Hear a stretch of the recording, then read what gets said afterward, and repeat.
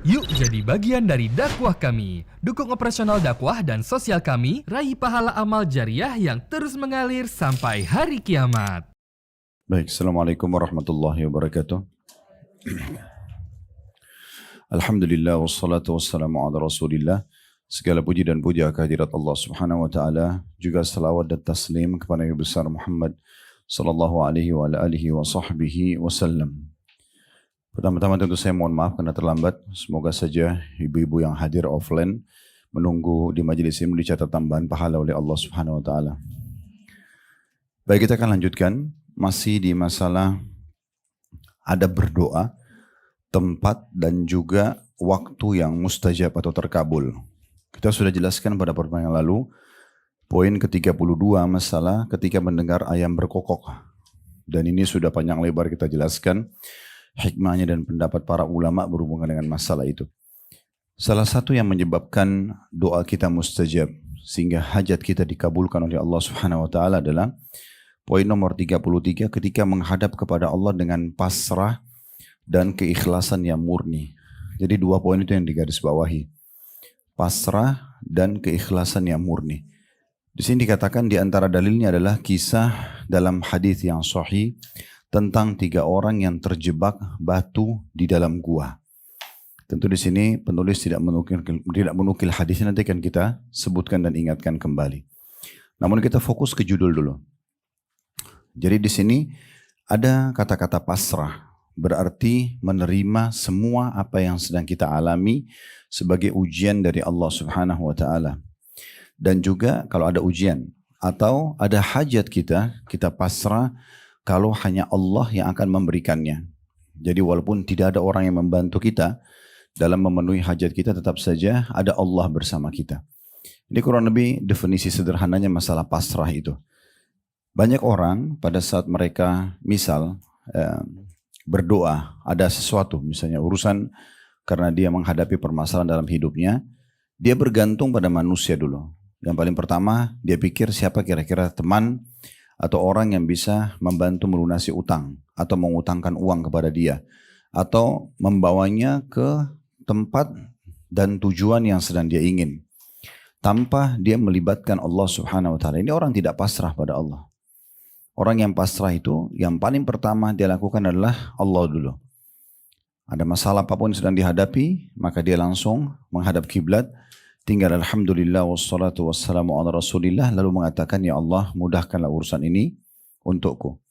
Kita pernah jelaskan dalam masalah doa kita ini, Bapak Ibu sekalian, walaupun itu adalah sebuah nikmat yang melimpah dan kita berharap agar Allah Subhanahu wa taala pertahankan, maka minta kepada Allah. Jangan sampai membuat kita melenceng, keluar dengan cara kita malah menyombongkan diri, menganggap seakan-akan itu adalah ilmu kita, adalah keterampilan kita. Padahal sebenarnya kesehatan, harta, kebahagiaan dengan pasangan hidup, dengan anak-anak ini semua Allah yang aturkan. Maka tanda-tanda pasrah seseorang adalah selalu dia kembalikan kepada Allah Subhanahu wa taala. Itu kalau ada nikmat. Kalau ada ujian juga sama. Kalau ada nikmat, kalau ada ujian juga sama. Kalau ada ujian dia tidak cari dulu manusia, tapi yang pertama adalah Allah Subhanahu wa taala. Itu kurang lebih pasrahnya. Makin Bapak Ibu pasrahkan kepada Allah, maka makin terbuka pintu-pintu rezekinya, terbuka pintu-pintu jalan keluarnya. Dan salah satu kiat yang sangat cepat mendatangkan jawaban doa adalah kalau seseorang itu betul-betul mengembalikan hanya kepada Allah Subhanahu wa taala. Jadi jangan pernah merasa rugi kalau kita belum bicara sama manusia, belum minta tolong sama manusia, sementara kita sudah berdoa dan memohon kepada Allah Subhanahu wa taala. Ini yang dimaksud ya. Sehingga kita jangan menjadikan Allah itu nomor kesekian. Ada orang Allah dijadikan nomor ke-20, 30, nanti kalau sudah mentok, nggak ada lagi orang yang bisa bantu di kalangan manusia, ide-ide sudah terlalu banyak yang dituangkan dan tidak bisa juga direalisasikan, baru mereka sholat tahajud, baru mereka umroh, baru mereka berdoa sama Allah. Ini keliru. Begitu juga dengan masalah keikhlasan murni. Ini masalah yang kedua. Maksudnya ketulusan dia betul-betul dalam memohon kepada Allah tanpa ada keraguan. Kalau seseorang masih ragu, Allah bisa bantu nggak ya? Allah akan bantu nggak ya? Ini berarti tidak ikhlas. Ini berarti tidak ikhlas. Jadi betul-betul Bapak Ibu, atau kita masih berharap pujian orang, manusia. Ini berarti tidak ikhlas. Kalau dua hal ini terkabulkan atau terpenuhi dalam diri kita, kita selalu pasrahkan kepada Allah secara totalitas. dan kita tulus, betul-betul tidak ada indikasi duniawi dalam permohonan kepada Allah, maka ini salah satu kiat tercepat untuk diterima doanya. Nah, dalil yang diangkat oleh penulis di sini, walaupun tidak ditulis, adalah hadis yang masyhur riwayat Bukhari Muslim. Tentu di bawah ada footnote-nya ya, menjelaskan diriwayatkan oleh Bukhari dengan nomor-nomor hadisnya, di mana 3 orang kata Nabi SAW sebelum kita, umat sebelum kita, mereka 3-tiganya jalan kemudian kehujanan, hujan yang sangat lebat, lalu mereka menemukan ada satu gua di kaki gunung, lalu mereka masuk ke dalam, dan subhanallah hujan makin deras sampai jatuhlah sebuah batu besar dari atas gunung, gelinding dan menutup pintu gua tersebut. Sehingga mereka sama sekali nggak bisa mendorongnya. Mereka nggak bisa keluar. Di dalamnya pengap. Ya, mereka betul-betul tidak bisa mengangkat suara pun supaya orang lain dengar dari luar. Karena batu besar ini betul-betul pas di mulut gunung. Kuasa Allah Subhanahu Wa Taala di mulut gua itu maksud saya. Maka akhirnya salah satu di antara mereka mengatakan tidak ada yang bisa memberikan kita jalan keluar di saat ini kecuali Allah Subhanahu Wa Taala. Maka mari kita pasrahkan permasalahan ini, serahkan semua kepada Allah kalau Allah memang sedang menguji kita, dan kita coba menceritakan amal kita yang paling ikhlas, yang paling tulus kepada Allah. Maka mulailah yang pertama mengatakan, ya Allah, ya sungguhnya saya memiliki kedua orang tua yang sangat saya bakti kepadanya, dan setiap hari saya selalu pulang membawa susu buat mereka, dari gembalan kambing bawa susu. Dan saya tidak pernah mengkonsumsi susu itu bersama istri dan anak saya kecuali saya sudah minumkan kepada kedua orang tua saya dulu. Itu selalu tiap hari. Setelah kedua orang tua saya minum, mereka kenyang, baru saya minum dengan istri dan anak saya. Setiap hari begitu. Satu waktu saya pulang, mereka berdua sudah tidur. Karena saya tidak ingin mengganggu tidur mereka, maka saya pun memegang wadah susu tersebut sambil berdiri sampai mereka bangun. Pada saat mereka sudah bangun, saya lalu meminumkan mereka tanpa menceritakan kalau saya sudah menunggu semalam suntuk. Dalam riwayat yang lain, anak-anakku sedang menangis di bawah kakiku. Ya, merengek kehaparan karena butuh susu itu. Tapi tetap saja aku dahulukan kedua orang tuaku. Kalau seandainya Allah, amal itu ikhlas karenamu, maka keluarkan kami dari gua ini. Maka setelah itu terpecahlah batu yang besar tadi dengan hikmah Allah SWT, tapi belum bisa membuat orang keluar. Ya, baru mungkin sepertiga badan, jadi nggak mungkin orang keluar gitu. Kemudian kalau bagian badan kita tuh mungkin bagian kepala saja, badan belum bisa. Maka orang yang kedua mengatakan, ya Allah, sungguhnya aku memiliki seorang wanita yang sangat aku cintai, dan aku sudah lama menginginkannya dan mengajaknya untuk berzina. Namun setiap kali aku ajak, ini bukan diajak menikah, ajak berzina. Lalu kemudian dia selalu menolaknya. Sampai satu waktu dia punya hajat, dia sangat terdesak secara ekonomi. Akhirnya dia minta kepada saya untuk saya bantu dan saya memberikan syarat agar dia menyerahkan tubuhnya. Maka dia pun akhirnya menyerahkan tubuhnya dalam kondisi wanita ini adalah wanita yang paling aku cintai. Dan aku sudah berada di antara dua pahanya. Tinggal berzina saja. Lalu wanita itu mengucapkan, bertakwalah kepada Allah, jangan kau letakkan cincin kecuali pada tempatnya. Maksudnya nikah dulu, baru tidurin saya. Jangan begini caranya gitu. Maka pada saat itu saya pun takut kepadamu ya Allah. Lalu saya meninggalkan wanita yang saya cintai dan kemaluan sudah depan mata. Maka kalau itu ikhlas karenamu, ya, maka keluarkan kami dari sini. Dan ternyata betul pecah lagi batu tersebut. Tapi belum bisa keluar gitu ya. Maka orang yang ketiga mengatakan, ya Allah, sesungguhnya saya memiliki pegawai yang sudah lama bekerja dengan saya. Satu waktu dia pergi tiba-tiba tanpa mengambil upahnya. Lalu kemudian saya berinisiatif, upahnya itu saya berikan hewan ternak, jantan dan betina yang dikembangbiakkan. Setelah sekian tahun, dia kembali lalu dia mengatakan, wahai Tuan, bertakwalah kepada Allah, Anda tahu saya punya hak dari upah yang belum saya terima, maka berikanlah kepada saya. Lalu saya berkata padanya, apakah kamu lihat lembah itu? Ada satu lembah penuh dengan hewan ternak. Dia mengatakan, iya. Kata majikannya ini, kata orang ini, ambillah, itu semua punya kamu. Karena dulu uangmu, gajimu saya kembang biakkan. Lalu orang itu, ya Allah, mengambil semua hewan ternak di lembah tersebut. Jumlahnya sudah tidak tahu berapa, karena satu lembah itu berarti luas sekali. Dan tidak meninggalkan satu ekor pun untuk saya sebagai balasannya.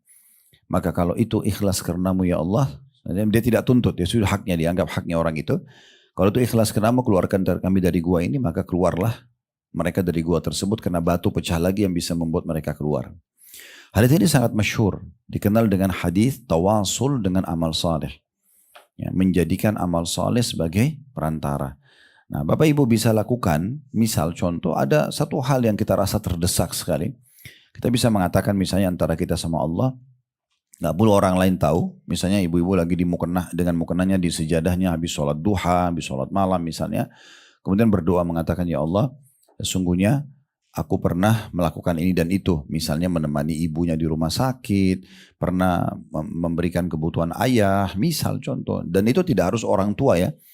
Bisa pasangan hidup, bisa anak, bisa sahabat, bisa sebuah lembaga misalnya masjid, yayasan yang pernah kita bantu antara kita sama Allah. Tapi ini memang amal yang bisa dikatakan tidak ada orang tahu. Amal-amal yang rahasia sekali gitu. Ya, makanya ulama mengatakan usahakan ada amal rahasia antara engkau sama Allah yang bisa kau gunakan setiap saat. Ya, karena makin terbuka, makin diketahui oleh orang, makin kita ngomong maka makin kecil kemungkinan bisa dipakai gitu ya. Nah, dan ini kalaupun dipakai seperti di dunia tidak akan hilang pahalanya di akhirat. Tidak dikurangi pahalanya di akhirat. Ini betul-betul Allah berikan kita bonus bisa menjadikan amal soleh kita perantara antara kita sama Allah.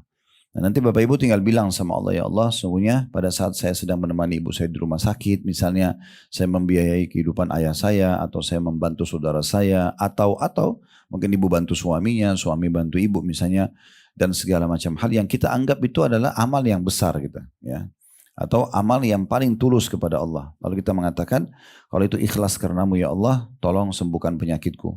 Ya, keluarkan aku dari masalah ini, berikan hidayah suamiku, berikan hidayah anakku. Apa saja yang kita minta, boleh kita jadikan amal tersebut sebagai perantara.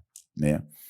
Dan amal ini tentunya, ya, kalau kita sudah jadikan perantara, berarti kita nanti kalau butuh lagi, kita jadikan amal yang lain lagi. Bukan berarti satu amal ini berulang-ulang gitu ya. Ya. Berarti memang kita membutuhkan banyak sekali amal-amal. Dalam keseharian banyak yang bisa kita lakukan ya. Misal contoh kita hanya mendahulukan seseorang, kita lagi di kereta, di bus, ada orang mau duduk lalu kita dahulukan dia, itu sebuah amal. Asal kita tulus saja contohnya. Atau kita beli makanan, kemudian kita berbagi dengan orang-orang yang di pinggir jalan. Atau kita kebetulan lihat orang fakir miskin, dorong pakai gerobak di jalan sama keluarganya, kita kasih uang. Dan segala macam hal lah. Atau ada orang yang datang terlilit utang lalu kita lunaskan. Kita mudahkan urusan pegawai-pegawai kita. Misalnya Bapak Ibu punya pegawai, ada masalah kesian mereka hadapin itu ya. Kita merasa prihatin lalu kita mudahkan buat mereka. Semua itu adalah amal-amal saleh yang sangat besar manfaatnya di saat kita sedang ya terhimpit. Kita bisa gunakan semua itu. Nah ini namanya tawasul dengan amal saleh. Nah ini termasuk amal yang bisa kita jadikan sebagai pegangan kita. Termasuk walaupun amal itu tidak kita lakukan sama orang lain ya. Contoh misalnya Bapak Ibu tidak ingat pernah bantu orang, mungkin pernah bantu tapi nggak ingat siapa orangnya, apa dan kita sekarang butuh sekali untuk jadikan perantara antara kita sama Allah. Kita sebutin ibadah kita pribadi. Misalnya kita mengatakan ya Allah, sebagaimana dulu aku pernah melaksanakan ibadah haji pada tahun sekian, kalau itu ikhlas karenamu ya Allah, maka berikan jalan keluar dan begitu. Misal, amal pribadi pun tidak ada hubungannya sama orang. Kalau di sini kan tadi ada hubungannya sama orang lain, ya. Tapi kalau kita amal pribadi pun bisa tentunya. Jadi semua amal soleh bisa dijadikan sebagai perantara antara kita sama Allah. Makin besar bobotnya di sisi Allah, maka makin mudah sekali hajat kita dipenuhi. Nah kurang lebih seperti itu gambarannya. Baik, kita akan masuk poin 34 dan ini poin yang terakhir di dalam pembahasan yang kedua ya. Tentang masalah waktu-waktu mustajab. Nanti insya Allah kedepannya kita akan masuk ke bahasan ketiga masalah tempat-tempat terkabulnya doa. Yaitu doa di hari ke-10 bulan Zulhijjah. Doa di hari ke-10 dari bulan Zulhijjah. Sebenarnya sih yang lebih tepat ini 10 hari awal bulan Zulhijjah. Begitu judulnya ya. Yang paling tepat itu adalah berdoa di 10 hari awal bulan Zulhijjah. Jadi judulnya diperbaikin itu ya. Kalau ini kan doa di hari ke-10 cuma hari ke-10-nya saja. Sebenarnya hadits ini menjelaskan kepada kita 10 hari berturut-turut. Dari tanggal 1 sampai tanggal 30 Zulhijjah gitu ya. Atau 29 Zulhijjah. Saya bacakan dulu haditsnya. Tentu sebelumnya kita jelaskan dulu Zulhijjah adalah bulan ke-12 ya. Makanya Bapak Ibu kalau ada tanggal usahakan kalau ada kalender di rumah mungkin yang seperti ini atau kalender yang lain lah ya. Itu ada hijriyahnya. Kita perlu tahu hijriyah. Kita sekarang sudah tanggal berapa gitu ya. Ya, sekarang kita di bulan Sya'ban, sudah baru lewat pertengahan Sya'ban kemarin-kemarin, maka kita tinggal kurang dari 2 pekan atau 2 pekan kita akan masuk ke Ramadan gitu ya. Dan Ramadan Sya'ban bulan ke-8, Ramadan bulan ke-9 dari bulan Hijriyah. Ya, jadi kalau sekarang Sya'ban ini seperti kalau masih itu Agustus ya, bulan ke-8. Ramadan sama dengan September, kurang lebih, maksudnya urutan ke-9. Ramadan bulan ke-9. Nanti Syawal, kalau kita biasa bilang selamat Hari Raya Idul Fitri 1 Syawal. Nah, itu berarti bulan ke-10. Ya. Itu sama dengan Oktober lah kalau Masehi. Setelahnya ada Dzulqa'dah, bulan ke-11 sama dengan November. Nah, setelahnya bulan Dzulhijjah. Bulan ke-12 ini mirip dengan bulan Desember. Tapi tentu tidak berurut ya.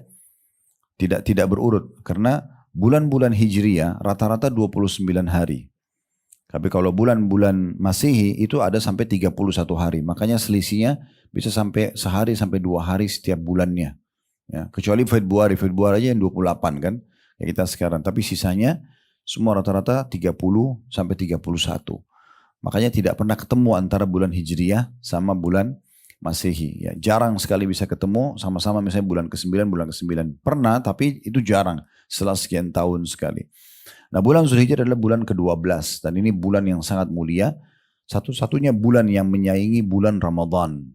Satunya bulan ya Hijriyah yang menyaingi bulan Ramadan, maksudnya amalnya luar biasa gitu ya. Terutama di 10 awal bulan Zulhijjah. 10 awal bulan Zulhijjah. Jadi kalau 10 Zulhijjah itu Bapak Ibu sekalian adalah Idul Adha. Supaya mudah ingat itu ya. 10 Zulhijjah itu adalah hari raya Idul Adha.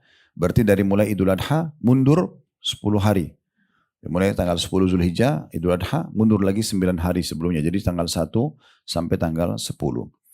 Nah ini hari-hari emas seorang muslim. Ini yang disebutkan dari hadits Ibnu Abbas radhiyallahu anhum, Abdullah bin Abbas radhiyallahu anhu dari Nabi SAW. Beliau bersabda, "Ma min ayyamin al-amalu salihu fiha ahabbu ila Allah min hadhil ayyam, ya'ni ayyamal ashr." Qalu ya Rasulullah walal jihadu fi sabilillah qala walal jihadu fi sabilillah illa rajulun kharaja bi nafsi wa mali falam yarji min dzalika bi syai'. Kata Nabi SAW, tidak ada hari-hari yang diisi dengan amal-amal saleh yang lebih Allah sukai, cintai daripada amal-amal saleh pada hari-hari ini. Ini langsung saja Bapak Ibu yang pegang bukunya bisa digaris bawahi. Faedah pertama dari hadis, tidak ada hari-hari berarti sepanjang tahun. Berarti sepanjang tahun ya. Dan dari potongan sabda Nabi SAW ini tidak ada hari-hari, dan di sini dikatakan yang diisi dengan amal saleh yang lebih Allah cintai ya daripada amal-amal pada hari-hari ini. Sebagian pendapat ulama mengatakan bahkan 10 awal bulan Zulhijjah mengalahkan 10 terakhir Ramadan. Kita tahu 10 terakhir Ramadan ada Lailatul Qadar ya, malam yang sangat mulia. Satu hari, satu malamnya sama dengan 1000 bulan atau lebih baik dari 1000 bulan gitu ya. Tapi dari hadis ini menandakan bahwasanya 10 awal bulan Zulhijjah lebih baik daripada 10 akhir Ramadan. Ini pendapat ulama dan kami berpegang pada pendapat itu. Karena saya lihat ini sangat masuk akal. Apa alasannya?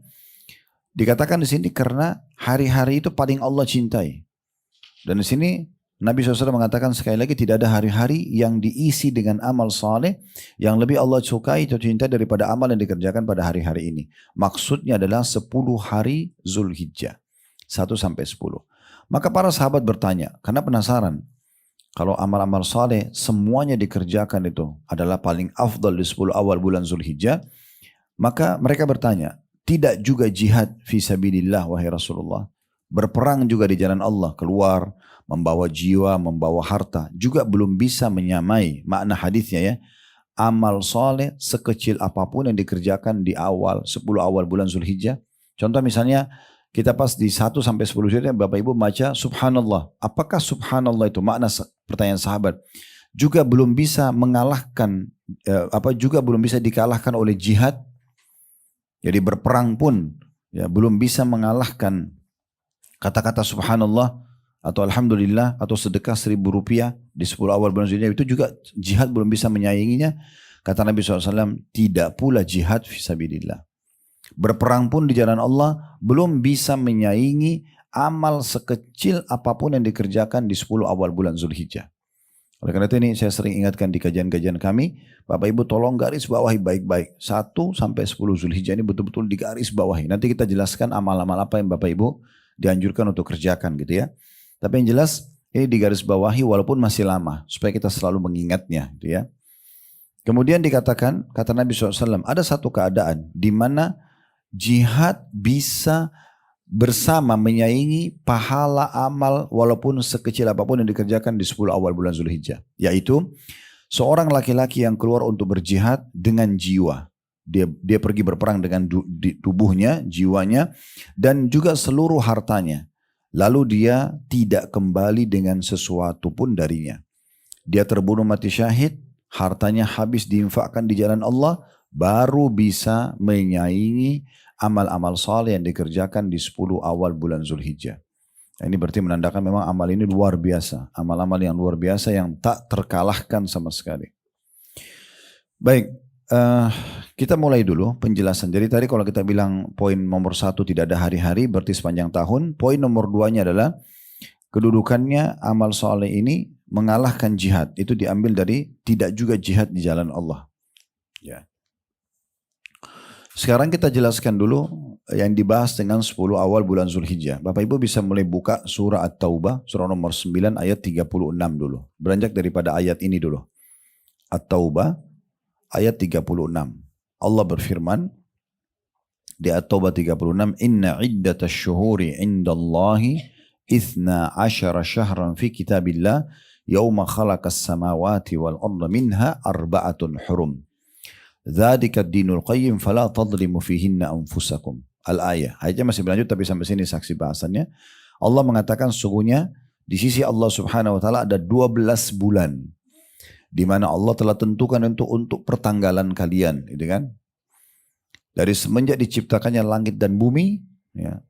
Dan di antaranya ada 4 bulan yang dimuliakan, itulah ajaran agama yang lurus. Nah, gitu ya.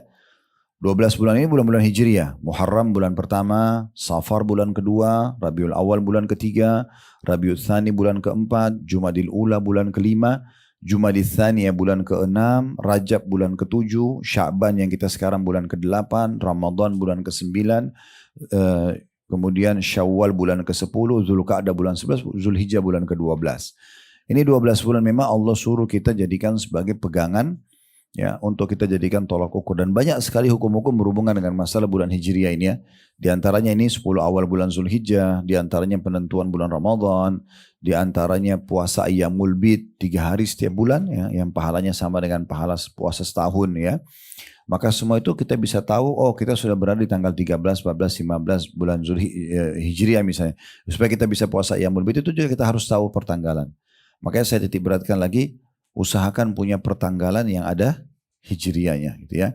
Cukup banyak disebarluaskan. Kami pun mencetak seperti yang di atas meja ini sudah ada tanggal hijriah dan masehinya. Bahkan diberikan warna-warna tertentu untuk hari-hari puasa ya, supaya di bawah ada informasi tentang masalah puasanya.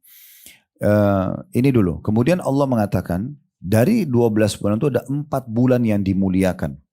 Kalau lihat terjemahannya itu gitu, 4 bulan dimuliakan. 4 bulan ini dimuliakan, kata Imam Qurtubi rahimahullah, kalau tidak salah menukil dari perkataan Ibnu Abbas radhiyallahu anhuma, itu bulan-bulan dimuliakan ini, Bapak Ibu sekalian, kalau Anda buat amal soleh di sini, dilipat gandakan pahalanya, kalau Anda buat dosa, dilipat gandakan hukumannya.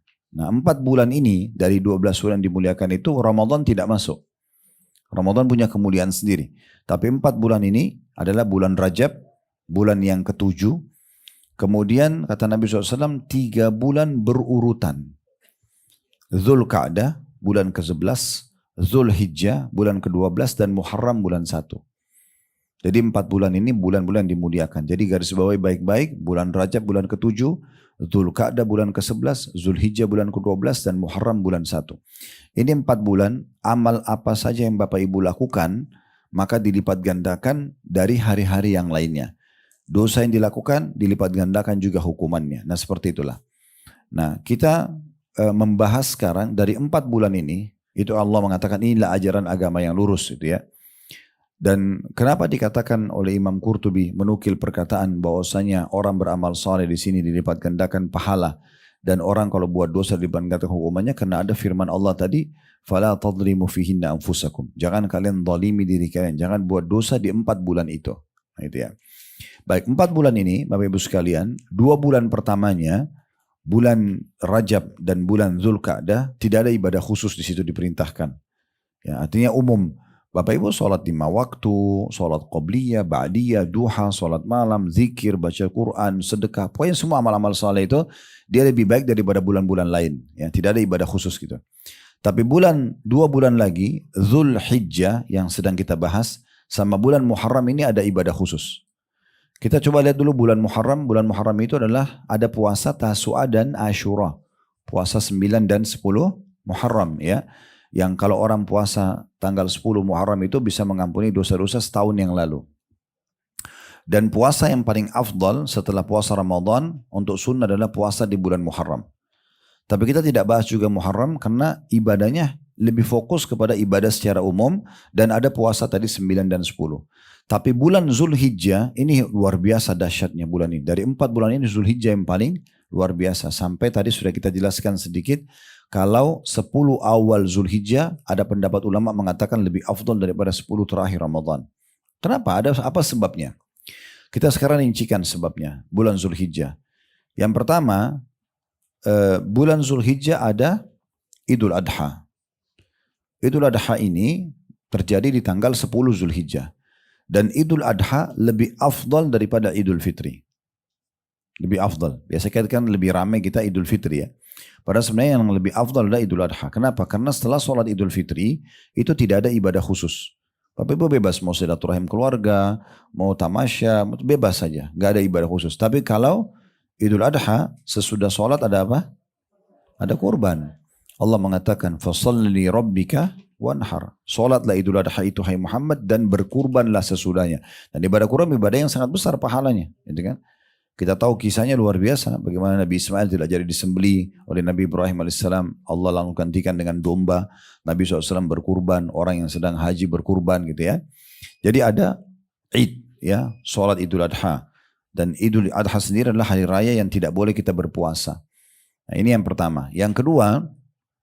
Di 10 hari Zulhijjah ini. Tepatnya mulai tanggal 8, 9, 10 sampai 13. Itu ada ibadah haji. Ada ibadah haji. Nah, itu di tanggal 8 hari Tarwiyah. Kita nginap di Mina. Jemaah haji pergi ke Mina. Ibu dan bapak tinggal niat dari kamar hotelnya. Ya, orang Mekah dari rumah mereka. Pakai ihram. Pergi ke Mina. Sholat duhur di waktu duhur 2 rakaat. Sholat asar di waktu asar 2 rakaat. Kemudian maghrib di waktu maghrib 3 rakaat. Dan isya di waktu isya 2 rakaat. Duduk banyak berzikir kepada Allah di waktu itu. Kemudian kita nginap besoknya selepas atau sebelum duhur tanggal 9 kita ke Arafah. Dan ini adalah hari yang sangat mulia. Di mana Nabi SAW mengatakan tidak ada hari yang paling banyak Allah selamatkan hamba dari api neraka dibandingkan hari Arafah. Ya. Dan puncak ibadah haji di hari Arafah. Makanya kata Nabi SAW Al-Hajju Arafah. Haji itu adalah hadir di Arafah. Sampai hari ini di Saudi, kalau ada orang yang sudah niat haji, Bapak Ibu sekalian, kemudian mereka berhalangan, sakit misalnya, selama belum meninggal oleh pemerintah Saudi dibawa pakai ambulan, diihramkan lalu dibawa ke Arafah. Karena kalau hadir di Arafah, walaupun dalam kondisi dia tidak sadar, diihramkan, gitu ya. Iya, karena dia sudah niat haji dari awal, gitu ya. Maka dibawalah dia ke Arafah, ditinggalkan di situ, ya, dengan ada perawatnya sampai nanti terbenam matahari. Jadi kalau Bapak Ibu haji tidak boleh luput Arafah gitu ya. Walaupun sebenarnya saya yakin semua travel tidak akan luput karena mereka berusaha gitu ya. Mereka berusaha.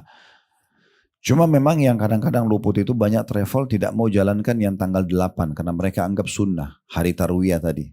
Kami sarankan kalau haji pilih travel yang lengkap 6 hari hajinya.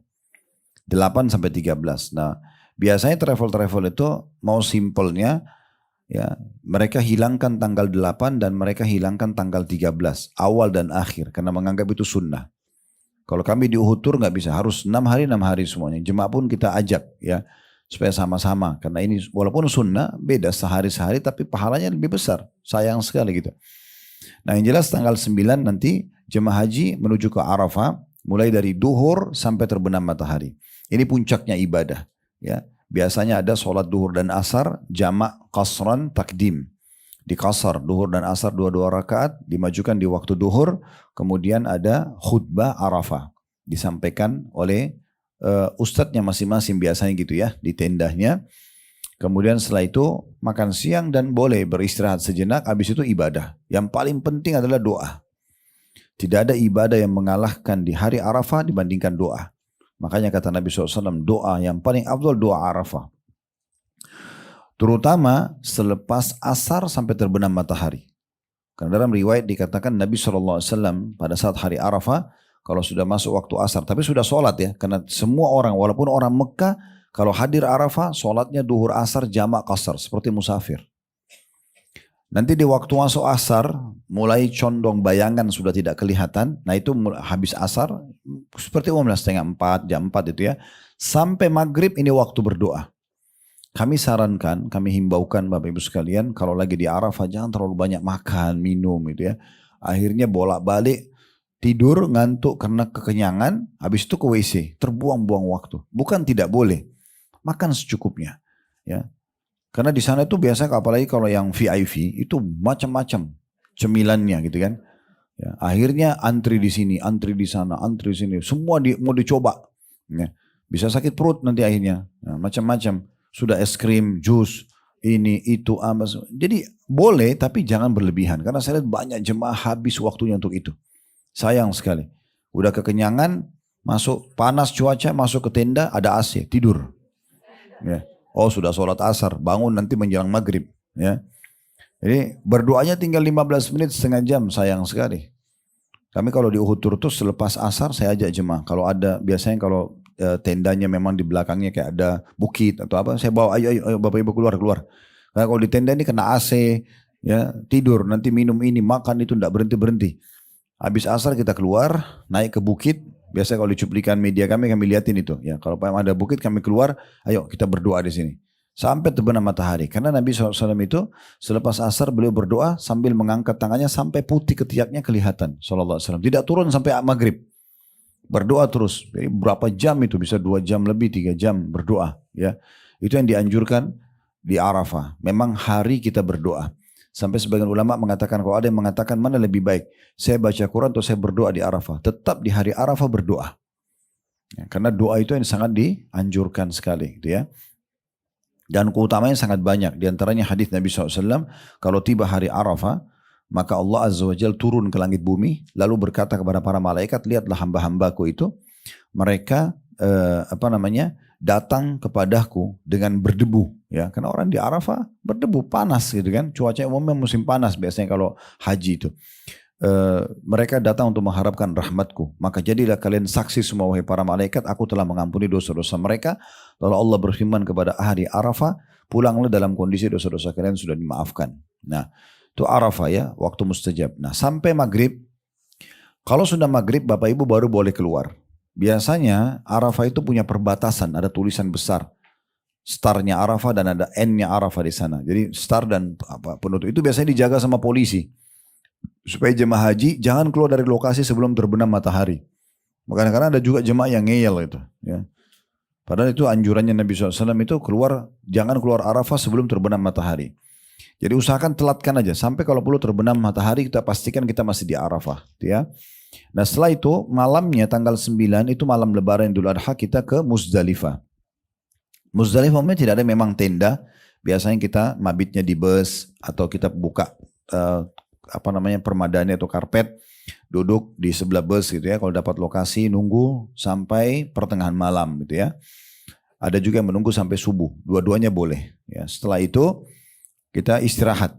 Jadi di Muzdalifah hari istirahat. Nabi SAW sholat maghrib isya jamak takhir. Diterlambatkan. Maghrib 3 rakaat, isya 2 rakaat di waktu isya. Beliau makan, habis itu beliau istirahat. Habis sholat subuh beliau tinggalkan ya, lokasi Muzdalifah. Itu Idul Adha, 10 Zulhijjah. Fatwa ulama membolehkan kalau ada orang tua, ada wanita, ada anak kecil, boleh meninggalkan sebelum waktu subuh. Gitu kan? Nah ini umumnya biasa travel memang jalan di waktu-waktu itu. Nah di saat Idul Adha tiba, di tanggal 10 Zulhijjah, ini puncaknya nih. Ya. Karena kita berihram dari tanggal 8, tanggal 9, nah, sampai tanggal 10-nya. Tanggal 10 ini kita mengerjakan 3 perbuatan. Jumrah Aqabah, biasa orang bilang melontar setan besar gitu ya. Karena ada lontar Aqabah, Wusta, Sughra. Aqabah itu sebenarnya istilah bukit yang sedikit agak tinggi diistilahkan dengan Aqabah. Melontar Aqabah hari itu, Idul Adha. Kemudian nanti ada besok sampai tanggal 13 melontar 33. Aqabah ya. Kemudian Wusta itu sedang dan Sughra itu kecil. Masing-masing 7 butir. Tapi di Idul Adha cuma 1 jumrah. Cuma 1 jumrah. Setelah jumrah 7 butir batu kecil. Dan ini 1 batu kecilnya itu menggugurkan 1 dosa besar. Jadi hari itu kita lontar 7 batu. 7 dosa besar rontok semua. Bersih. Hanya dengan bertakbir Allahu Akbar lempar. Ya, pelan-pelan. Batunya kecil-kecil aja. Bawa batu dari tenda boleh. Di sekitar Arafah atau Muzdalifah. Kalau enggak bisa ambil di sekitar situ enggak masalah, gitu kan? Yang penting batunya batu kecil, gitu kan? Karena itu simbolik kita melempar, gitu ya, mengikuti perbuatan Nabi Ibrahim alaihissalam pada saat digoda oleh syaitan. Dia mau menyembelih Nabi Ismail, digoda oleh syaitan di 3 titik itu. Lalu Nabi Ibrahim melempari iblis dengan batu sehingga dia pergi. Nah, setelah Jumrah Aqabah kita berkurban, nyembelih hewan, hajju namanya, ya. Ini biasanya terjadi pada jenis haji 2. Haji tamattu sama haji qiran. Tamattu sama qiran ini menggabungkan antara umrah sama haji. Biasanya kita dari Indonesia selalu tamattu. Dan itu umrah yang paling afdal. Ya.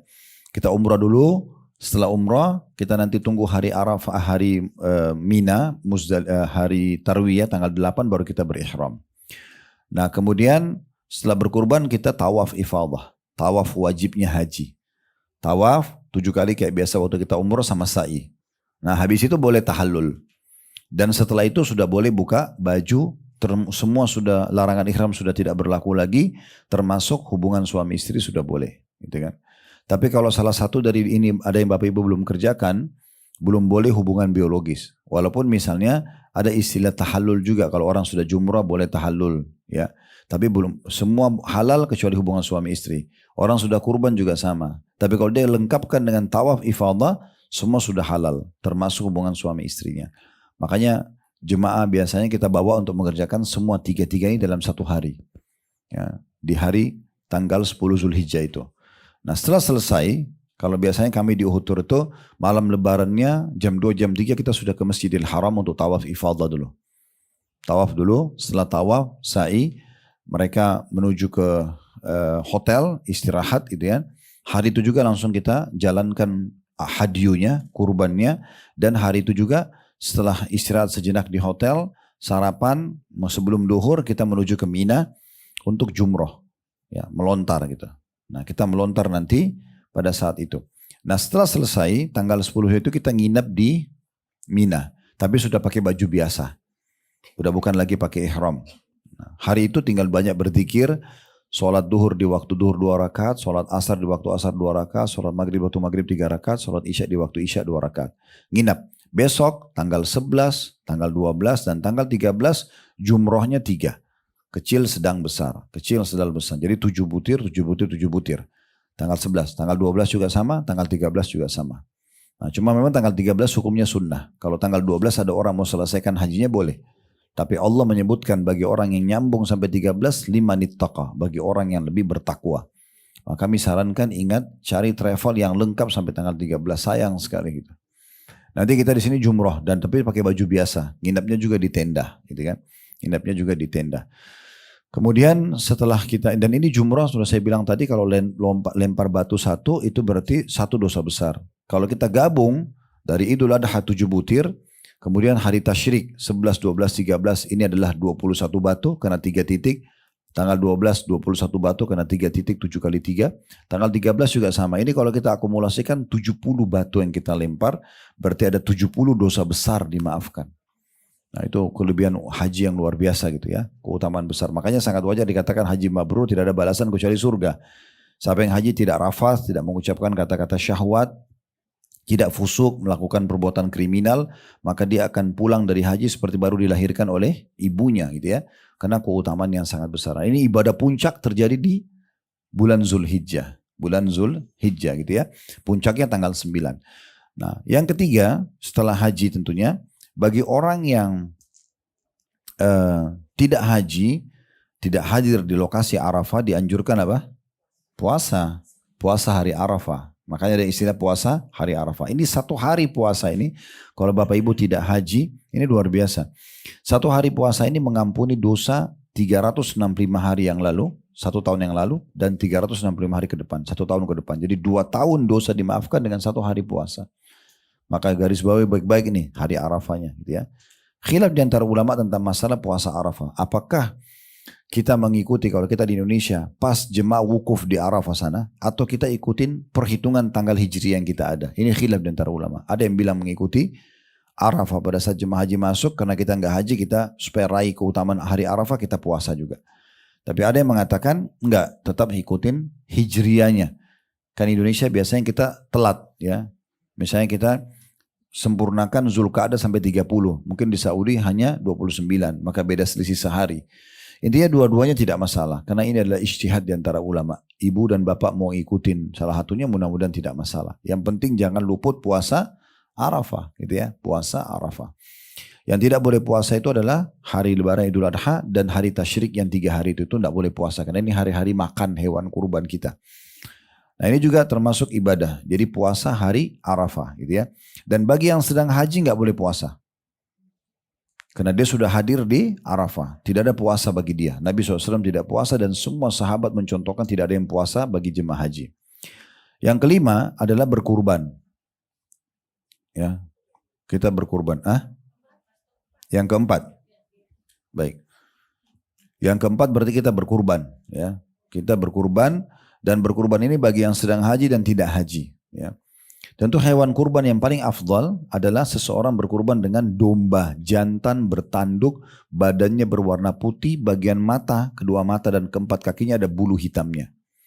Ya, kalau Bapak Ibu tanya kenapa begini, karena Nabi SAW berkurban dengan itu, 2 ekor jantan seperti ini.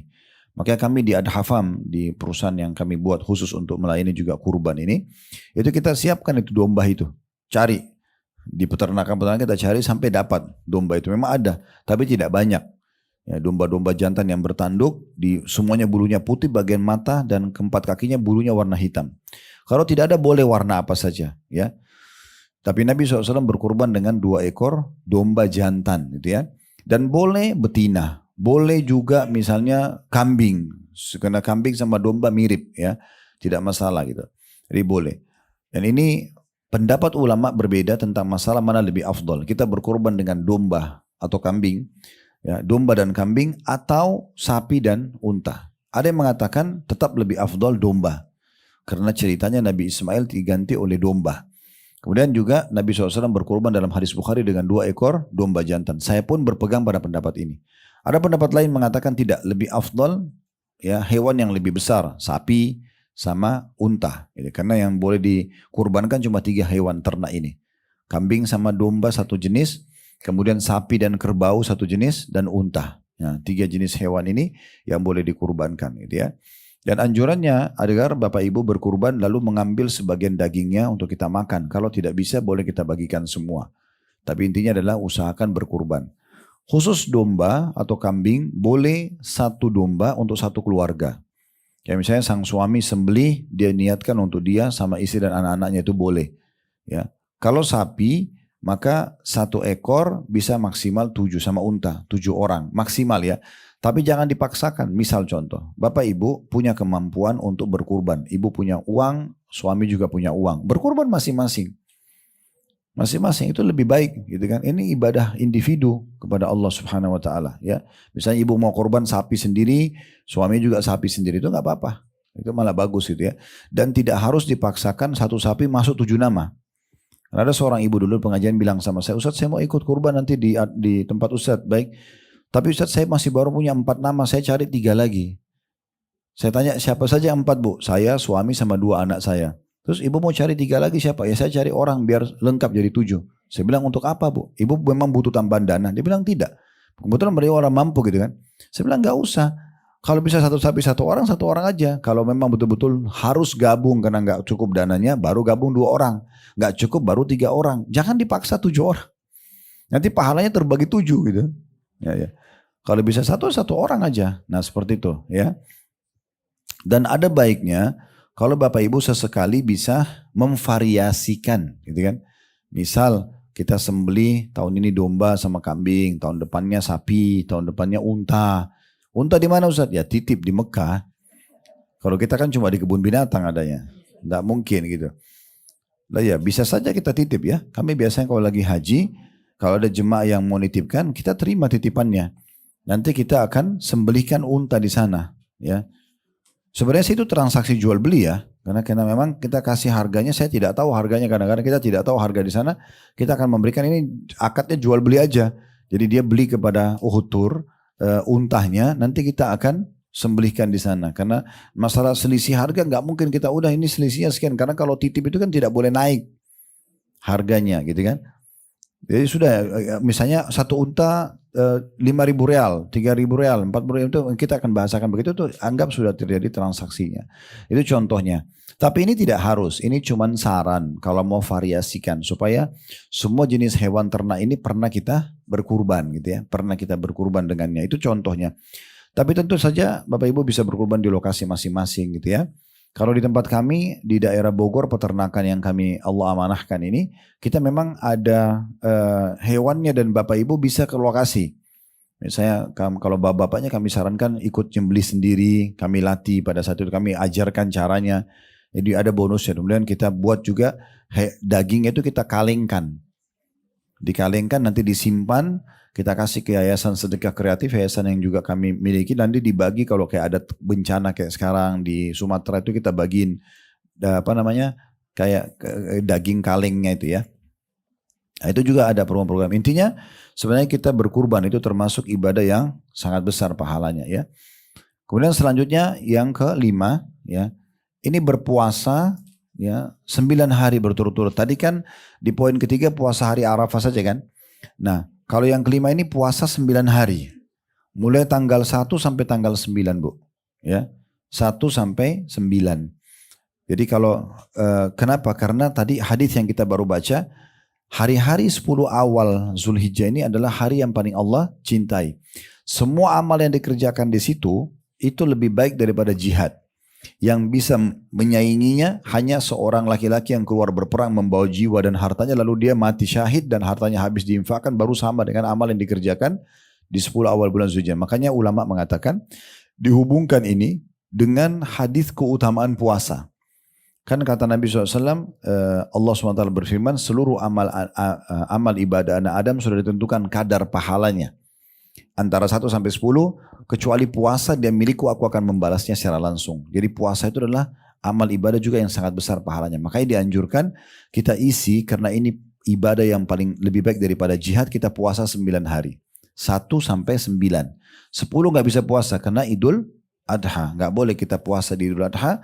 Dan tidak boleh juga puasa 3 hari setelah Idul Adha, namanya hari-hari tasyrik tadi ya, hari berkurban gitu ya. Tadi saya singgung juga masalah kurban. Kalau Bapak Ibu misalnya, Ustaz saya punya kemampuan Ustaz, saya mau beli sekalian. Saya mau beli kambing, saya mau beli sapi, saya mau beli unta. Silakan, bagus-bagus saja. Boleh nggak orang berkurban lebih dari 1 ekor? Boleh. Bapak Ibu mau kurban 100 ekor juga silakan. Antara Anda sama Allah SWT. Lebih bagus, lebih banyak, lebih bagus gitu. Misal kita sudah berkurban di Idul Adha. Terus ada lagi satu yayasan telepon kita. Ini Ibu mau nyumbang nggak di sini?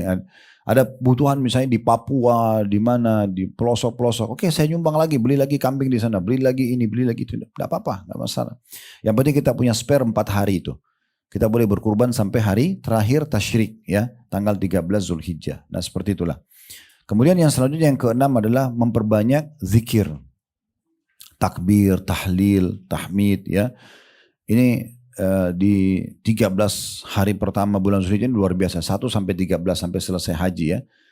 Tapi dimulai dari tanggal 1 Zulhijjah orang sudah mulai membaca itu ya. Allahu Akbar, la ilaha illallah, Allahu Akbar, walillahil hamd, diulang-ulangi. Ya, sampai Abu Hurairah, Abdullah bin Umar dan majma'in ini jalan di pasar-pasar dan jalan Madinah mengeraskan suara mereka. Orang-orang juga ikut membaca bersama mereka gitu ya. Jadi kita memperbanyak membaca. Tapi di hari Idul Adha itu kita baca setiap habis sholat.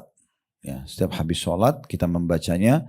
Kalau tadi dari tanggal 1 sampai 9 itu umum. Kita kapan saja lagi di jalan, lagi di tangga, lagi ibu dan bapak lagi belanja di satu tempat sambil bertakbir itu di 10 awal bulan Zulhijjah. Sampai kata Nabi SAW, tidak ada di hari-hari ini orang yang bertakbir, orang yang bertahlil, Allahu Akbar, la ilaha illallah itu kecuali akan diberikan berita gembira. Kata para sahabat, ya Rasulullah, apakah dengan surga? Kata Nabi SAW, iya. Ya, jamin surga bagi orang yang memperbanyak zikrullah di saat itu. Zikrullah di saat itu. Selebihnya tentunya yang ketujuh, yang itu adalah memperbanyak amal-amal umumnya. Sedekah, misalnya silaturahim keluarga. Semua itu adalah ibadah-ibadah yang lebih baik daripada jihad. Jadi jangan disia-siakan gitu ya. Kita memperbanyak amal-amal. Saya juga sarankan bagi yang pergi haji misalnya. Kalau Bapak Ibu yang pergi haji, itu kami biasa buat program di Uhud Tour. Kalau kita sudah dari Jumroh pulang, saya suruh jemaah bawa uang masing-masing, uang cash ya.